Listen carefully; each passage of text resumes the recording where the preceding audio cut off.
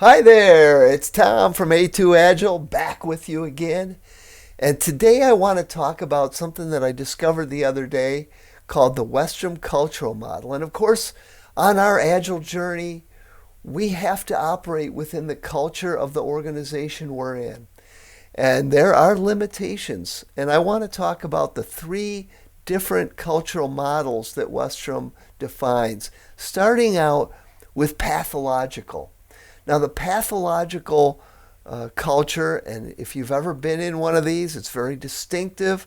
It's all about egos and power and coercion and fear, and it's there's a lot of political maneuvering that causes a lot of the work to get subverted by power positioning and trying to manipulate people into bending to your will. And it can be a very stressful environment, a very frustrating environment. If you've ever been in it, you know you can have a very light work day and still come home very stressed just because there's so much going on beneath the surface of these organizations. It's not fun. If you've been in one, you probably wanted to get out. The next kind of culture is called bureaucratic, and large established organizations often revert to this form of culture because it's easy to manage at scale. It's informed by rules and procedures and the things that sort of keep us on the path. And of course, the challenge with these kinds of cultures is it's really hard to affect change.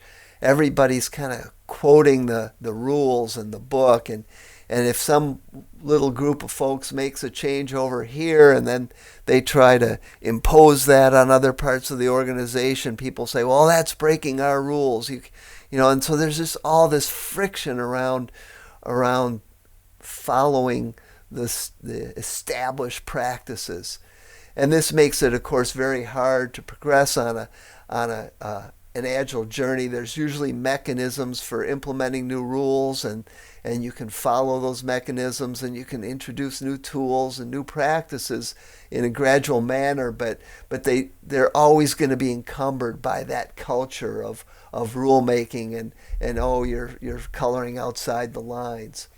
And then the third and obviously most friendly to an agile journey is the generative culture.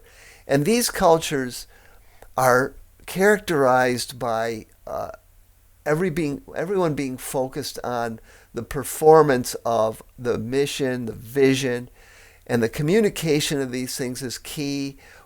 People are driven by the why. Why are we doing this?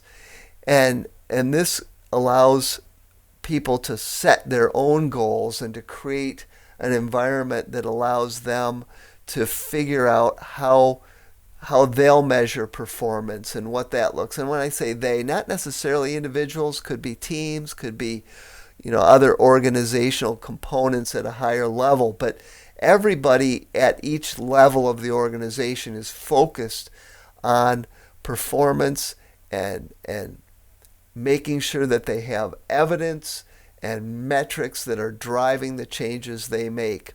And of course, in this kind of environment, in order to succeed, you have to have a high level of collaboration. And those of us who've been in those environments know that collaboration works best when there's a high degree of trust that goes with it. And so this is stuff that is just quintessential to an agile journey. And so you always want to be working towards this kind of a culture. But you have to recognize, if you're not there, that these changes take time. And once you recognize where you are, you can start to chip away at that old culture and gradually work your way towards a generative culture. I hope you found this useful. If you watch my last video, you'll know that the subscribe button didn't work. It turns out YouTube doesn't let you activate your subscribe button until you have a lot of subscribers. So in the meantime, if you would just click the little A2 Agile logo snippet down below the screen there, my little video, you will go to our landing page of our YouTube channel, and you can subscribe from there. I hope you will. I've got a lot of cool stuff coming up, and I look forward to talking to you again.